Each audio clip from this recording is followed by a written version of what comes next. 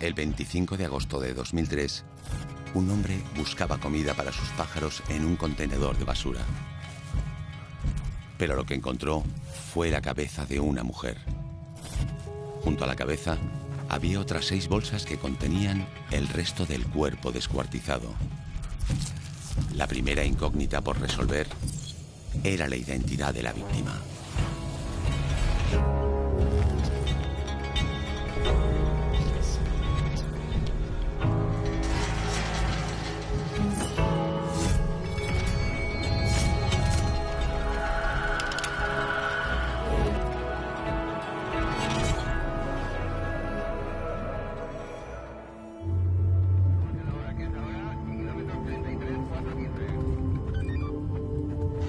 Sería el mediodía, por la tarde más o menos.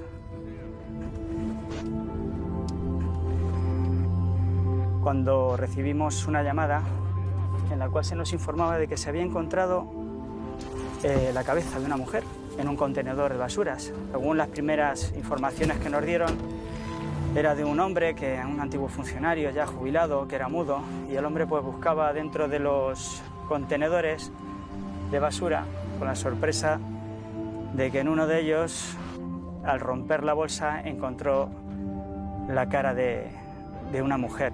Al abrir bien la bolsa, ya vio que aquella cabeza tenía incluido una peluca, unas rastas, y entonces fue cuando saltó la alarma. El señor sordomudo aquí de Boadilla pues estuvo removiendo la basura, abrió una bolsa y se encontró la cabeza de una señora de color. Y bueno, pues el señor empezó a hacer aspavientos, fue hacia Boadilla del Monte y paró la Guardia Civil y ya fue cuando encontraron el cadáver. Estaba toda la zona acordonada, habían encontrado una persona en un contenedor descuartizada, en 4 contenedores repartidos entre ellos, por lo que comenta la gente, porque claro, eso evidentemente solo lo saben las fuerzas de seguridad del Estado. Pues una vez que confirmamos la llamada, que llegamos al punto, nos dirigimos al contenedor y ya vemos directamente una de las bolsas abiertas, en la cual comprobamos que efectivamente había una cabeza humana de una chica de color. Correcto.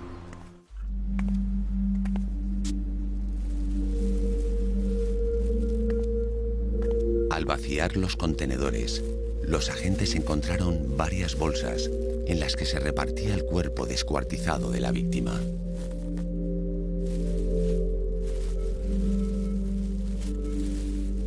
El homicida en cuestión se preocupó muy mucho de que cada trozo de esa persona fuera metida dentro de 3 bolsas.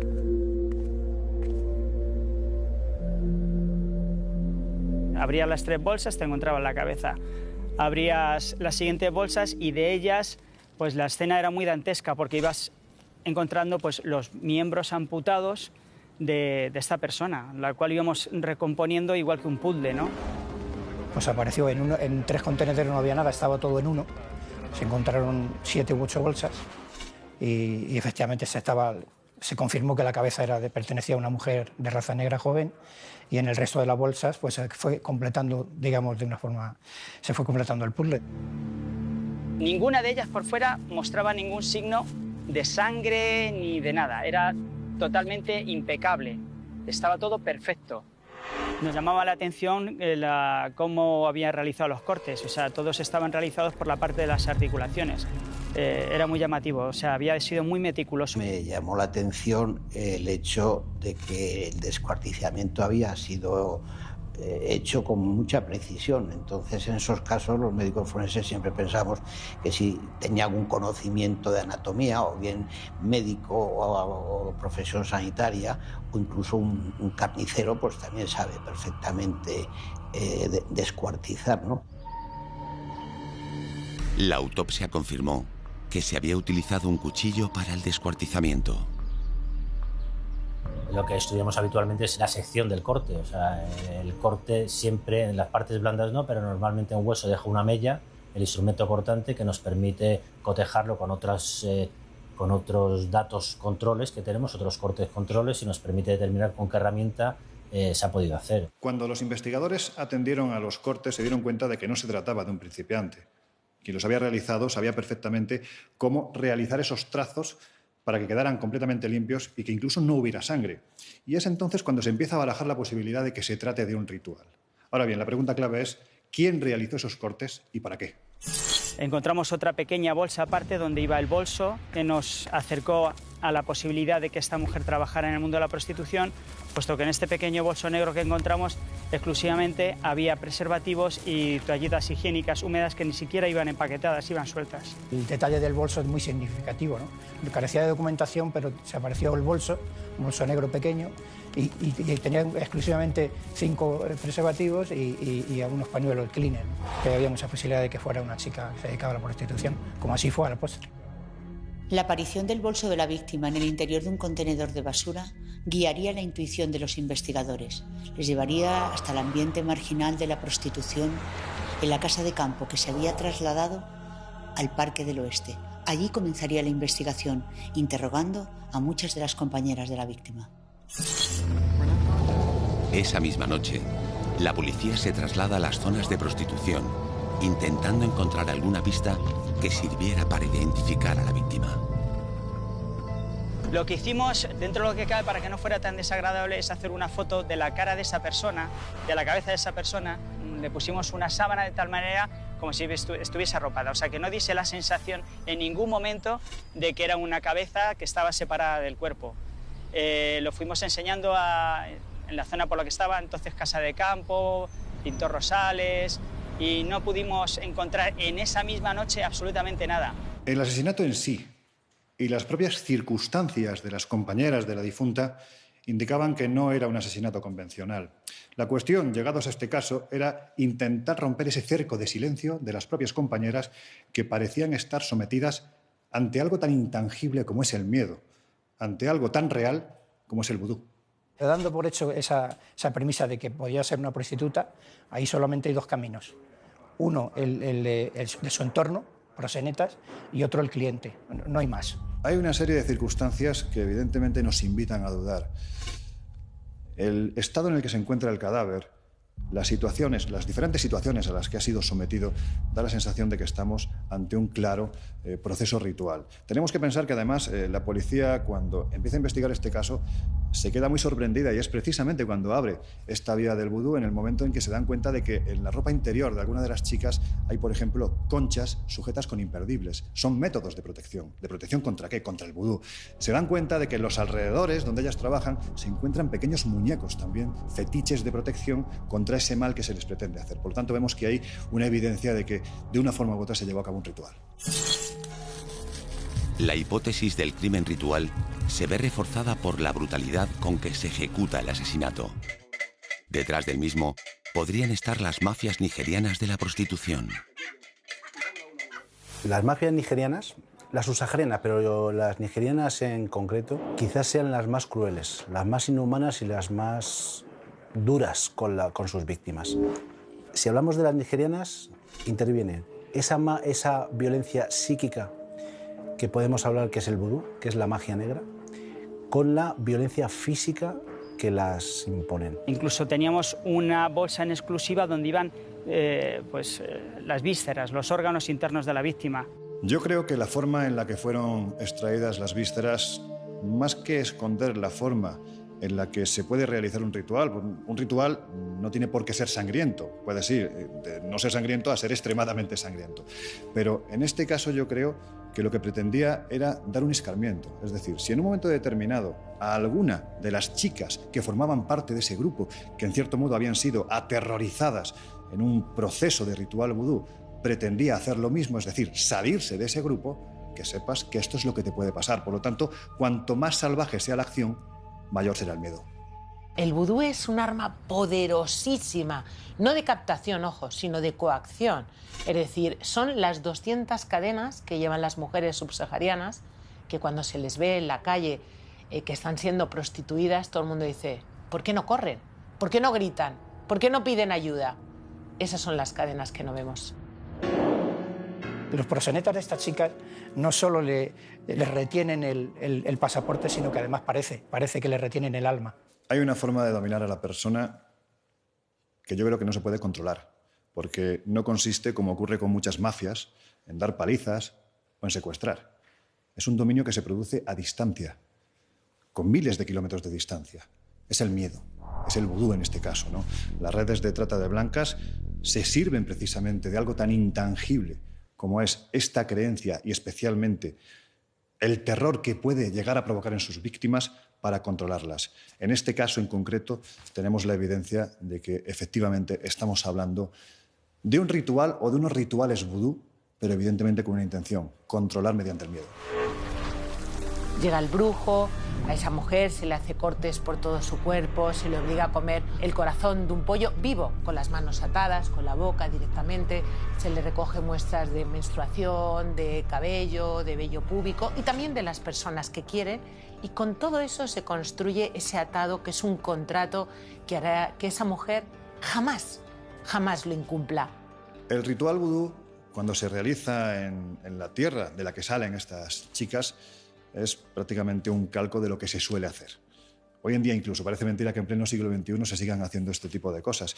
Pero estamos en un entorno clandestino donde hay una sacerdotisa, Mambo, un sacerdote, un gan, que en un principio lo que hace es dibujar en el suelo una serie de símbolos, los bebés se llaman, que es la forma mediante la cual ellos atraen la atención de los loa. De los loas, los espíritus que tienen que venir a concedernos lo que le pidamos. A partir de ahí se crea un body, un muñeco, el prototipo de muñeco vudú que podemos tener en la cabeza, se coge piel de la persona a la que se quiere, entre comillas, embrujar, se coge cabello y a partir de ahí se sella el pacto.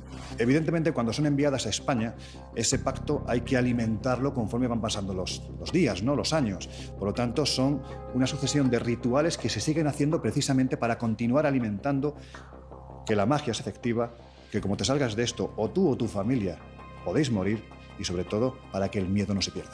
O sea, el vudú es algo que les aterroriza por una muerte horrible para ellas, pero también mucho sufrimiento para todas las personas que aman. Todo lo que yo diga lo tienes que hacer sí o sí, no hay ningún tipo de impedimento. Obviamente la gente lo hace sin problema. Con lo cual es muy difícil que una mujer subsahariana denuncie. Y en el caso de que lo haga, o sea, las represalias de las redes son durísimas.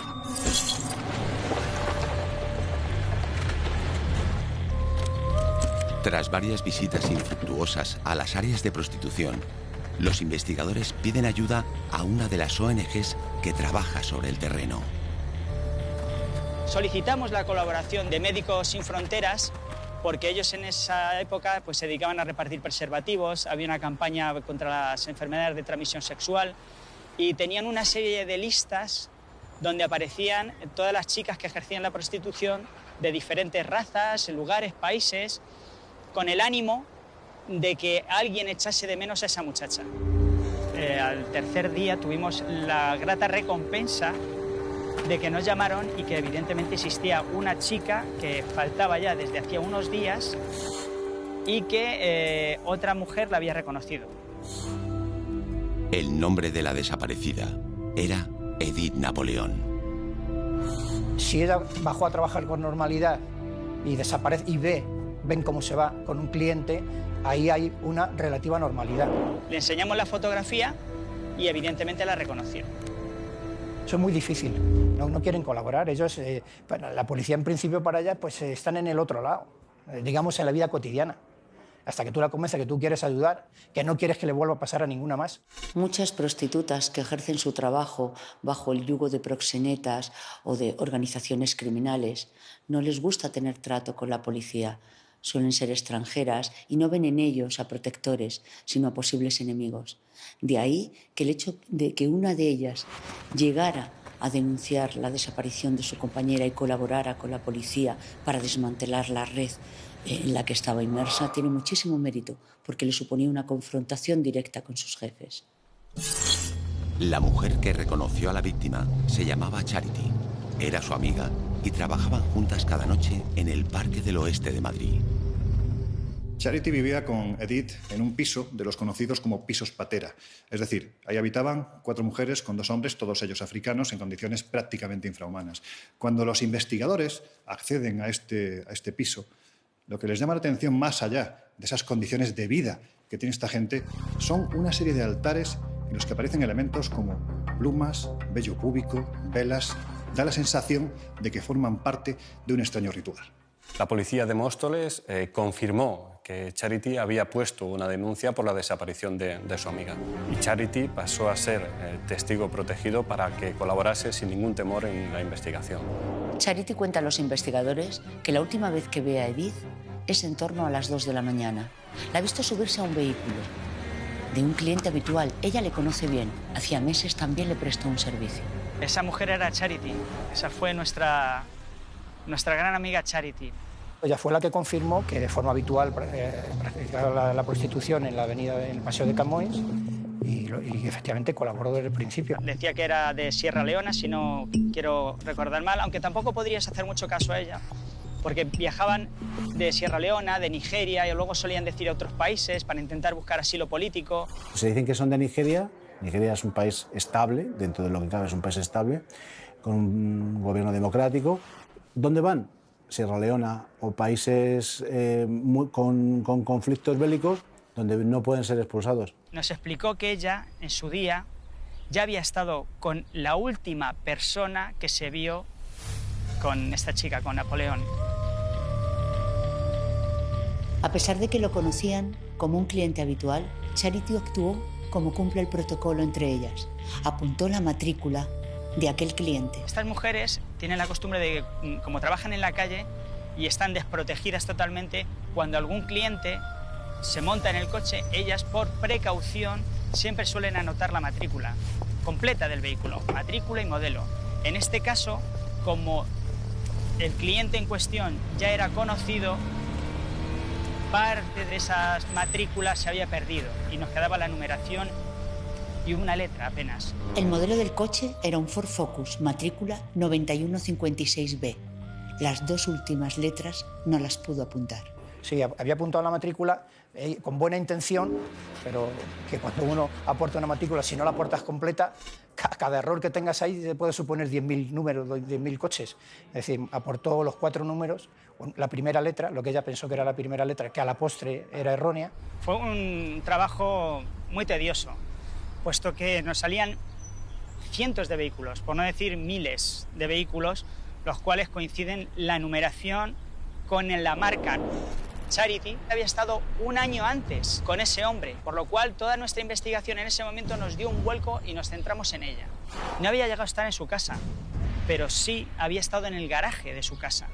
Y una vez dentro del garaje, él le dijo a ella que no podía subir la casa porque tenía gente en casa, cosa que no era así, puesto que él vivía solo.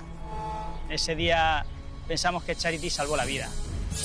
Efectivamente nos dijo que era una persona de raza blanca, rubio, que le gustaban exclusivamente las mujeres de color, a las cuales las trataba con una delicadeza extrema, les hablaba en un perfecto inglés, les proponía matrimonio, las embaucaba de alguna manera y para que ellas bajasen las defensas. Charity había comentado a los investigadores que aquel cliente quería casarse con una subsahariana. Los explotadores, sus amos y señores, son los que controlan qué chica se casa con quién y, sobre todo, por cuánto. El deseo casi obsesivo por casarse con una subsahariana abre una inquietante posibilidad. Y es que podríamos estar hablando de un cliente que estaba negociando con la mafia de trata de blancas para llegar a un acuerdo de matrimonio. Evidentemente, ellas por sí solas no pueden realizar estos acuerdos porque están totalmente sometidas precisamente a los mafiosos.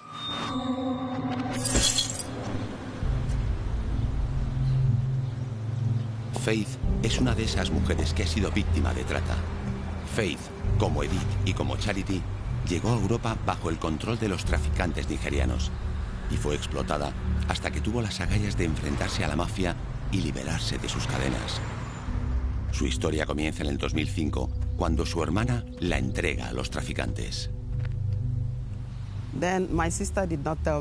Mi hermana me dijo que iba a ayudar a una mujer en Italia, en la peluquería, y que el viaje era para eso, para tener trabajo en la peluquería de esta mujer en Italia. A hairdressing shop in Italy. An agreement between me and the madam that is... Nos tuvimos que reunir con una mujer en un santuario donde tuvimos que hacer un ritual de juramento antes de empezar el viaje que ella me había propuesto. Then I started the journey.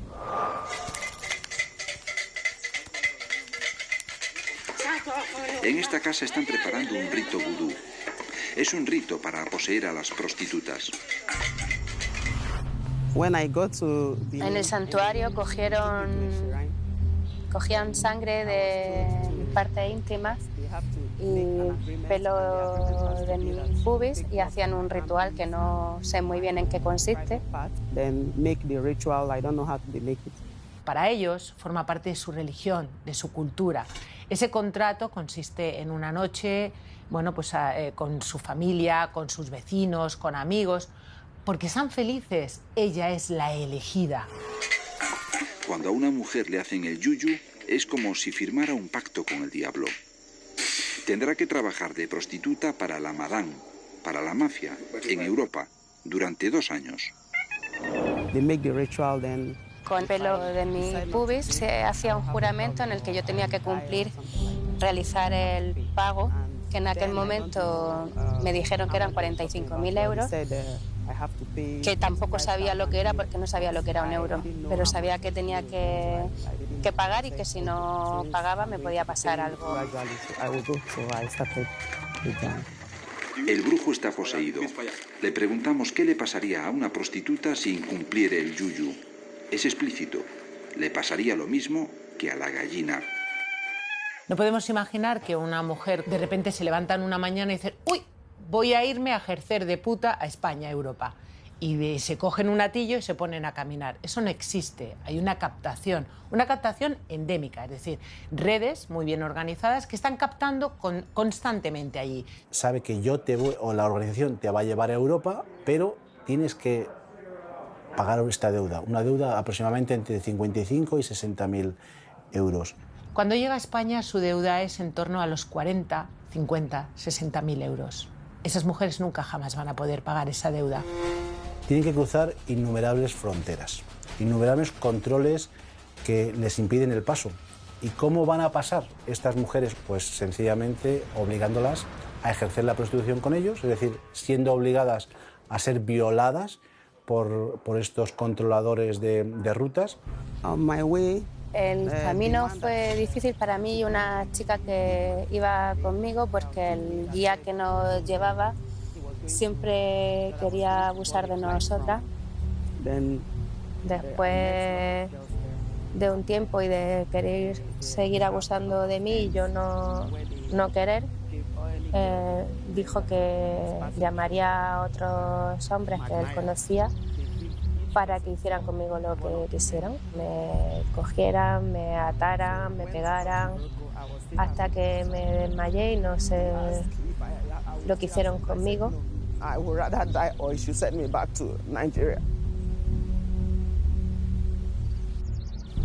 Se las ofrece venir a Europa a trabajar. En muchos casos también se les dice que van a ejercer la prostitución. En ningún caso cómo va a ser de la manera que se les va a explotar. Van a intentar llevarlas inicialmente a Ceuta o a Melilla. Ahí la cruzan, la marcan para saber de qué red es cada una. Como si fueran ganado. Les ven las señales, esta es de fulano, esta es de mengano, esta es de tal, porque esta es mía. O sea, porque ahí sí que se cosifica a la mujer, por supuesto. Llegan con tatuajes tribales. Son tatuajes que se les hace en el origen para que cuando lleguen aquí se sepa quién son. Es decir, esta es Churra, esta es Merina, esta es Vitorina, esta es mía, esta es tuya. Es así de lamentable. Se las marca como se marca al ganado, porque estamos hablando de carne, estamos hablando de ganado. Faith trabajó de prostituta en Italia hasta que pudo pagar parte de su deuda y huir hacia España.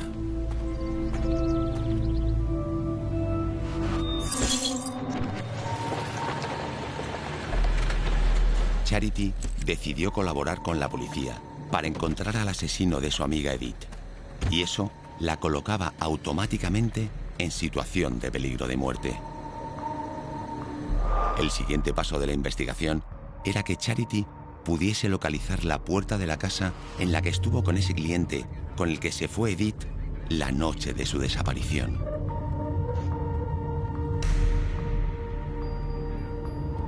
Ella nos decía que tardaba escasamente 7 minutos, 10 minutos en llegar, muy poco tiempo. desde su lugar de trabajo hasta la vivienda de él. Nosotros, al preguntarle cuál era la vivienda, nos decía que vivía en Las Rozas.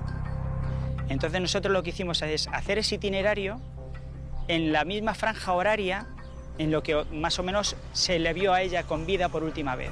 Abrimos un arco bastante amplio de diferentes localidades para poder llegar hasta ellas y con ella misma, con nuestra testigo, intentar saber si alguna de esas localidades guardaba algún parámetro o guardaba alguna similitud con lo que ella recordaba. Charity, ¿te suena algún edificio de por aquí? No. ¿Cuánto tiempo hace que no ves a tu amiga? Porque según le dijiste a la gente de Médicos Sin Fronteras, llevabas ya bastante tiempo sin verla, 2 días o por ahí. Sí, eso es, pasó bastante tiempo, sí, 2 días, y luego no me cogía el teléfono. No te cogía el teléfono. Me has comentado que llegaste a estar con ese hombre. Sí, pero... ¿Llegaste a estar en su casa? No. Yo estuve con él hace más de 1 año más o menos y me llevó como a su piso, entramos al garaje. Sí. Y ya está, ya no me dejó subir a casa porque decía que había gente. ¿Pero la casa era una casa de vecinos, un chalet? No, era un bloque, ¿sí? Era un bloque de vecinos. Ajá. Y nada, yo recuerdo que la puerta del garaje era de color gris. Ajá. Y poco más. Era de noche, entonces yo no podía ver mucho más. ¿No parasteis en ningún momento? ¿Fuisteis directamente desde sí, donde estabas tú a su casa? ¿No hiciste ninguna parada para tomar nada ni nada? Directamente, o sea que no se paró en ningún momento. No. Bien.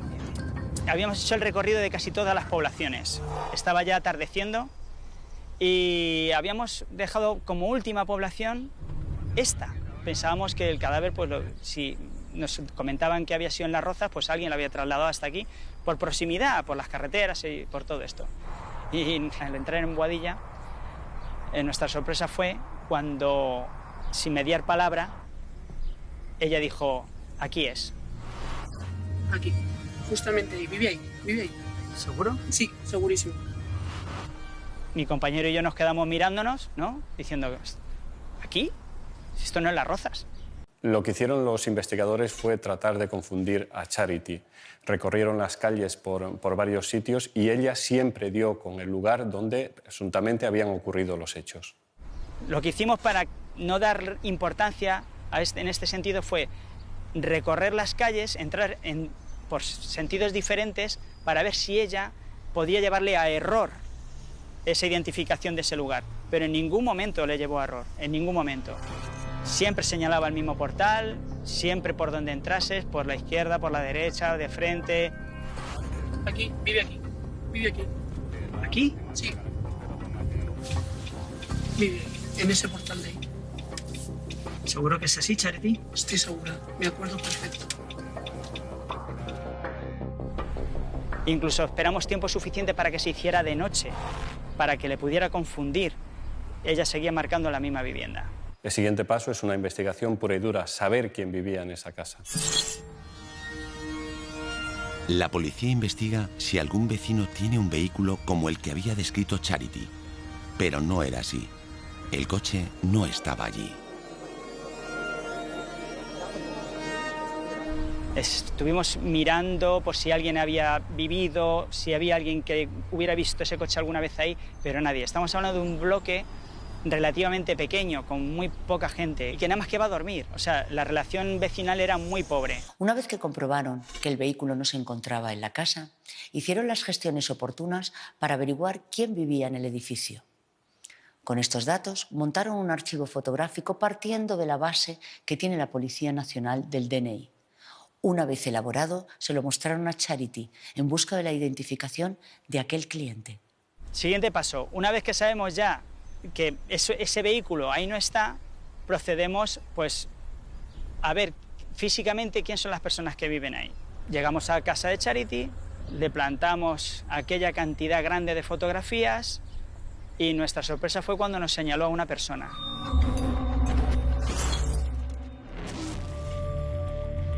Ese hombre era José Luis Pérez Carrillo, un empresario de 35 años sin antecedentes penales que tenía un negocio de diseño gráfico en una población a las afueras de Madrid. Una investigación en la que tienes un rostro y un nombre, desde luego, tiene muchas posibilidades de acabar con éxito. El operativo, entonces, es cuando tiene que empezar. Intentamos localizar a esa persona, saber quién es, cómo se llama, dónde vive, cuál es su actividad laboral, qué vehículos tiene. Y, evidentemente, uno de esos vehículos coincidía la numeración y la marca, junto con el modelo, con el vehículo que se vio por última vez donde se montaba Edith Napoleón. El coche no estaba a su nombre, estaba a nombre de la empresa. En principio todos son tropiezos. Y, en fin, cuando el trabajo resulta como terminó en pocos días es porque se ha hecho todo muy bien. Nosotros lo que siempre buscábamos era la última persona que estuvo con Edith. Si esa persona perfectamente no podría haber sido el autor, pero en este caso sí lo fue. Se procedió a montar un dispositivo de vigilancia discreta por parte de nuestra y de madrugada, la madrugada del día 4 al 5, los compañeros ven como en la calle entra ese vehículo. Entra un vehículo que guarda los parámetros y las características con el del supuesto sospechoso. Compañeros, en este caso, ya lo que hacen es se aproximan al portal, se introducen en el portal. Este portal no tenía ascensor directo, el autor tenía que subir directamente por las escaleras y le esperan. En ese momento se procede a su detención, se le informa de por qué se le detiene y su única preocupación es recoger la correspondencia del buzón y decir simplemente que él no la ha violado. Una vez detenido José Luis, llama especialmente la atención que su principal preocupación es recoger del buzón el correo y afirmar, sin que nadie le pregunte, que él no la ha violado. Y esto responde a un perfil curioso. Da la sensación de que él ya estaba esperando que esa detención se produjera en cualquier momento. Él o quien lo haya hecho por él. No podemos descartar la posibilidad de que se trate de un grupo de personas. La ha descuartizado y lo que verdaderamente sorprende es que su preocupación sea que no la ha violado, que todo el mundo sepa que no la ha violado. José Luis, al ser interrogado en la primera declaración, dijo que había sido un accidente. Si tú tienes la desgracia de irte con una prostituta y darle un mal golpe, si eres un ciudadano normal y corriente, lo primero que haces es asustarte y llamar a los servicios de emergencia o llamar a alguien. Y no te complicas la asistencia hasta niveles tan extremos como eso. Es evidente que estaba premeditado y más que buscado. En el caso de José Luis no estamos hablando de un ciudadano normal. De hecho, sus propios actos van en el sentido de que da la sensación de que esconde más de lo que cuenta. Entonces, ¿a quién estaba encubriendo? ¿Qué asunto tremendamente turbio había detrás de la muerte de Edith Napoleón? Y quizás una de las preguntas fundamentales, ¿qué relación tenía José Luis con los proxenetas para los que trabajaba Edith? Supuestamente alega que se tomó unas copas y se le fue de las manos. Se le fue de las manos. Y como no sabía qué hacer, pues evidentemente optó por el plan B. ¿Y cuál era el plan B? Matarla y descuartizarla. Pero que no lo recuerda bien porque estaba muy bebido. El laboratorio encontró una casa impecable. Impecable. O sea, totalmente limpia, totalmente ordenada. No había ni una sola botella de alcohol en el vecindario. A él le conocían por un empresario muy sensato, muy normal, muy buen vecino. Jamás le vieron beber. Llevaba una vida totalmente pulcra y un vecino ejemplar. De los 2 años y medio que lleva el chaval por aquí, pues lo único que Coca-Cola Light, venía a comer menú y tomaba Coca-Cola Light. Alcohol nunca, por lo menos aquí. Bueno, pues un chico con su vida hecha, normal, con una buena posición, casi por encima de la media, con su pequeño negocio. Detrás de un crimen especialmente macabro, existe el tópico de pensar que estos sujetos no son normales, son diferentes a nosotros. Hay un proverbio chino que dice que ningún grillo pesa 50 kilos más que otro. En el fondo, todos somos muy similares. ¿Qué es lo normal y lo anormal? Entendemos por anormal en el ámbito criminológico lo estadísticamente habitual. Lo sorprendente de este tipo de sujetos es que habitualmente, después de cometer un crimen especialmente violento o cruel, reingresan en su entorno social con absoluta normalidad. Se convierten de nuevo en ese padre encantador, en el amante esposo, en el buen compañero de trabajo, en el excelente vecino, en el activo miembro de su comunidad. Es lo que llamamos la fachada compensatoria y se mueven entre nosotros como un ciudadano más. Por eso es tan difícil detectarlos. Según se pudo luego saber a posteriori, una vez que la lleva a casa, la golpea, la estrangula con una sola mano, se acuesta y posteriormente en la bañera procede a descuartizarla con un gran cuchillo de cocina, es con lo que lo hizo.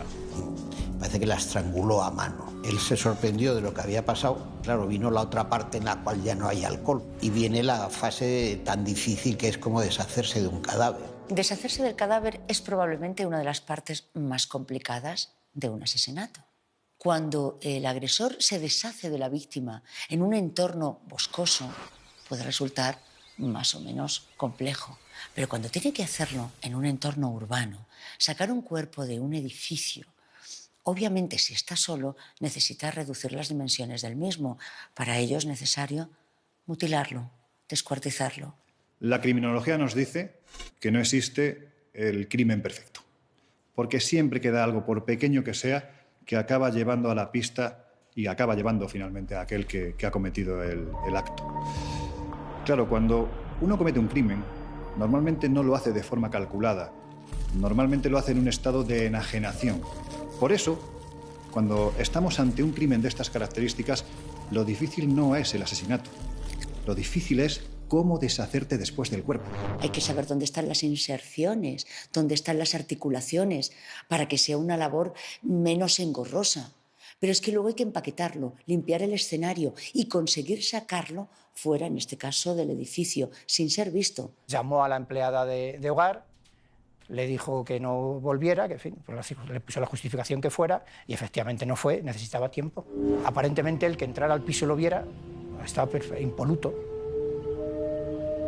Y había cambiado incluso las gomas que tienen los sifones del baño, de los lavabos, lo había cambiado todo. O sea, había hecho una limpieza increíble. Intuimos que había sido toda la cena en la bañera, se desmontó la bañera, se desmontó, creo que había cambiado ya incluso alguna pieza de la bañera de goma que estaría manchada de sangre, y aún así al desmontarla allí aparecieron restos biológicos. Gracias a nuestra gente del laboratorio, ahí no hay escapatoria. Se encontraron restos lo suficientemente incriminatorios para saber de que Eric Napoleón estuvo en esa vivienda. La unidad investigadora nos remitió diferentes evidencias y diferentes hisopos que analizamos. De hecho, en concreto se obtuvo una mezcla de perfiles en 3 evidencias. Una sería en un hisopo del mango de la ducha, otro un hisopo del tirador externo del frigorífico y otro se obtuvo del sumidero de la bañera. Tuvo que pensar cómo deshacerse del cadáver de la mejor manera posible. Y claro, ahí tenía plena responsabilidad de lo que estaba haciendo y sabía lo que hacía y lo que quería hacer. Un sujeto aparentemente normal que es capaz de cometer un crimen aberrante. ¿Quién es realmente José Luis? José Luis era un hombre meticuloso y ordenado. Después de cometer el crimen y limpiar la casa, se marchó unos días a Ibiza. Desde que ocurren los hechos hasta que él vuelve, tenemos conocimiento absoluto de que se fue a Ibiza. Estuvo en Ibiza, pues, hizo una vida fantástica. Fiestas, baños, lo que hace cualquiera en Ibiza, pasárselo bien. José Luis, después de matar a Edith, se fue de fiesta.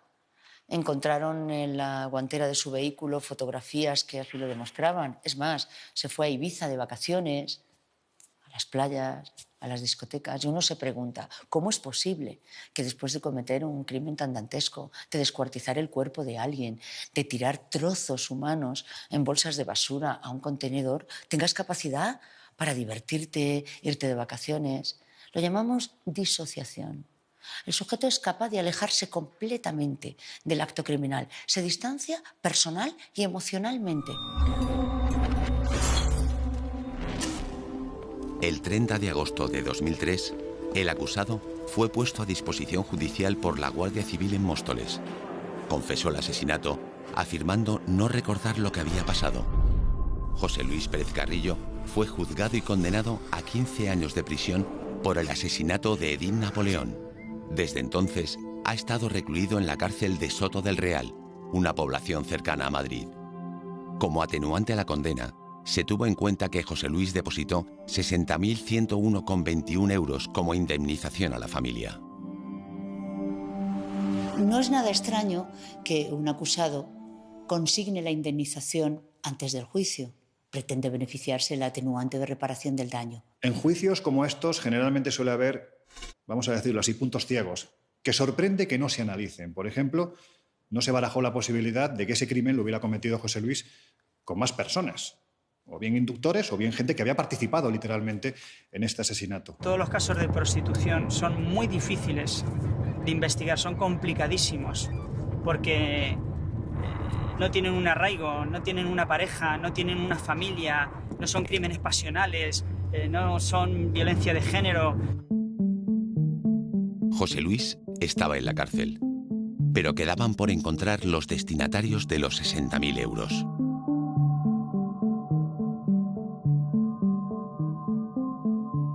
Shaquín López es un periodista que en aquel momento se interesó por averiguar la identidad real y localizar a la familia para hacerles la entrega del dinero.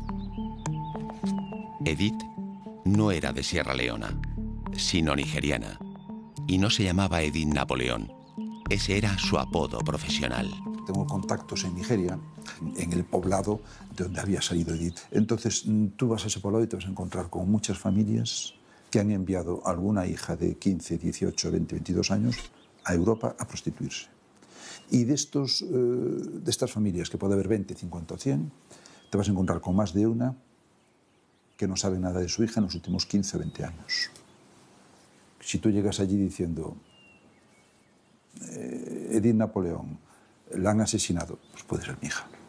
Pasan unos meses, hasta que al final aparece una pareja que dicen que son los padres de Edith. La búsqueda parecía haber dado sus frutos. Pero para contrastar si realmente aquellos eran sus padres, era necesario realizar una prueba de ADN. Me han encargado una ONG que está actuando en el caso de Edith Napoleón, que a ver si les puedo ayudar para identificar a los padres de Edith. Entonces, tengo 2 candidatos en Nigeria. ¿Pero qué tengo que hacer? Tendrían que desplazarse a la majada, ahí se les tomaría una reseña genética con una cadena de custodia y se remitiría aquí a este laboratorio, se cotejaría con el perfil de la víctima. ¿Para ustedes es un caso abierto? Para nosotros sí, normalmente cuando un cadáver se identifica se queda en base de datos porque puede ser que pueda aparecer un resto cadavérico de ese cadáver y se pueda cotejar con el cadáver y pueda dar un positivo. Ellos se trasladan a Lagos y ahí se hacen las pruebas de ADN, las envían a Madrid a través de valija diplomática. A todo esto pues, habían pasado 1 año o 2 años, ¿no? Y ahí sí que fue ya mi sorpresa mayúscula cuando llamo a la sala de la audiencia provincial y me dicen que no, que estos no son los padres de Edith. Con toda certeza no son los padres de Edith, puesto que las pruebas han resultado negativas. Se intentó por activa y por pasiva, mandamos sus huellas, su perfil de ADN por Interpol a todos los sitios y nunca supimos de dónde llegó esta mujer. Así es que formará parte de esa gran fosa común que tienen todos los cementerios de personas que no han sido reconocidas. Esa es la pena. Un número, un nombre y nadie va a ponerle flores ni a llorarle. Pero seguro que hay una familia que la echa de menos en alguna parte del mundo. Aunque José Luis fuera el asesino, quedaban muchos flecos por resolver. ¿Por qué la mató?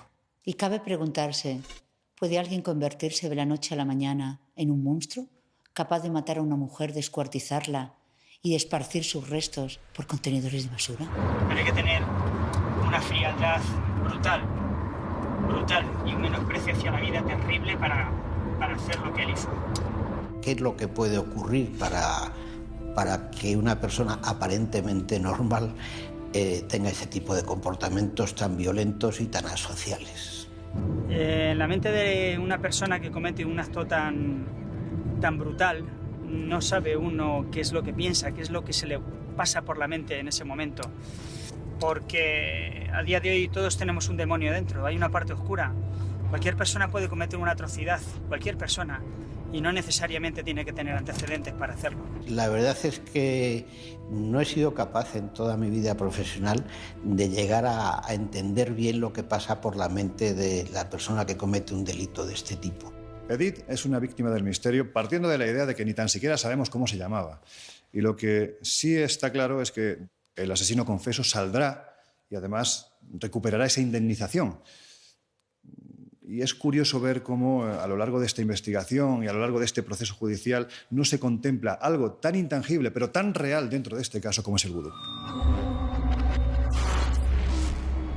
José Luis Pérez Carrillo saldrá de prisión en 2018 y ya ha solicitado la devolución del dinero que dejó como indemnización. No se ha encontrado destinatario y es muy probable que el dinero vuelva a su poder. José Luis disfrutará de libertad condicional en el año 2018. Cabe preguntarse, ¿se ha rehabilitado? ¿Podemos pensar de él que es un sujeto que no volverá a cometer un crimen tan atroz como el que protagonizó? Entendemos que esto iba a ser el principio de algo. Por la forma en que realizó los hechos, la manera tan meticulosa que tuvo de limpiar la vivienda, de empaquetar los restos humanos, el arma blanca, hacerla desaparecer, las dos ocasiones anteriores que tuvo la intención de con otras mujeres de raza negra hacer lo mismo, hasta que se decidió. El homicida en cuestión apuntaba muchas maneras a que hubiera sido uno de nuestros asesinos múltiples españoles, como más o menos barajaron los psicólogos forenses. No dormíamos apenas. Esto es un no dormir. Si tú a la hora de realizar cualquier investigación en un hecho delictivo, en las primeras horas de la investigación, no tienes algo donde tú puedas tirar de ahí, es muy complicado luego continuarla. Entonces aquí el factor es humano al 100%. Y si no tienes que dormir, pues no duermes. Pero el caso es que han matado a una persona y tienes que averiguar quién o quiénes lo han hecho. El asesinato de Edith Napoleón se convirtió en un símbolo del maltrato y la explotación que sufren las mujeres trabajadoras del sexo. En septiembre de 2003 se rindió un homenaje en el Paseo de Camoens, donde trabajaba. Tenía 22 años, era de Sierra Leona y vino a España a buscar un futuro mejor. Sin embargo, se encontró la muerte en Boadilla del Monte. Edith Napoleón fue asesinada y descuartizada tras realizar un trabajo. Cientos de personas aunaron ayer su voz para rescatar su memoria del olvido.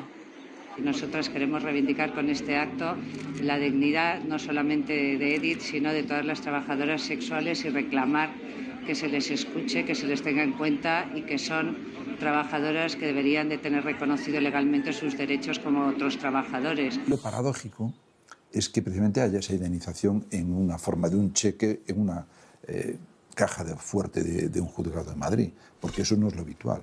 Lo habitual es que si ocurre algo así y el juez te pone una indemnización de 50.000 euros o 60.000 euros, tú alegues que no tienes fondos, que no tienes bienes y eso no se paga. A mí me parece que es un fracaso de la justicia. Efectivamente, aquí hay una familia que tiene derecho a una indemnización de 60.000 euros, que para ellos en Nigeria sería un seguro de vida, pero yo creo que aquí han fallado muchos resortes que no deberían haber fallado. Yo tengo una espina ahí todavía clavada en relación con este asunto de decir, qué pena que no se haya conseguido localizar a los padres. Cuando uno pierde a un padre o una madre se queda huérfano. Cuando pierde a su marido, pues te quedas viuda. Si pierdes a tu mujer te quedas viudo.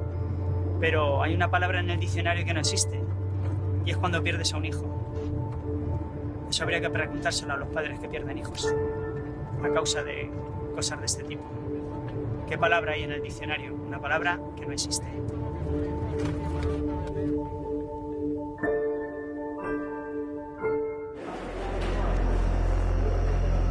José Luis Pérez Carrillo asesinó y descuartizó a Edith Napoleón con la frialdad y precisión de un asesino en serie.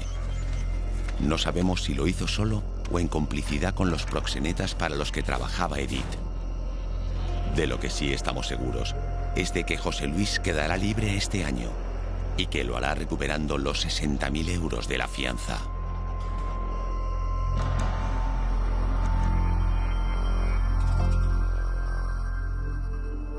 Y es que Edith era eso, basura, una ciudadana sin derechos, expuesta a cualquier explotación, sin poder denunciar ningún abuso que sufriera, de los blancos a los que se la chupaba, siento la crudeza, así es la vida para el que no lo sepa, ni del negro que se quedaba con su dinero y le tenía secuestrada la libertad. Es fácil matar a alguien así, es fácil tirarla después en cualquier parte, pensando que nadie la reclamará. Puede que su asesino tenga algún problema psicológico, pero en medio de su claridad u oscuridad de mente debió de pensar eso. Solo es una puta negra. Y procedió en consecuencia.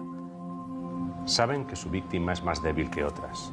Creen, con razón o sin ella, que se esforzará menos la policía en encontrar al responsable.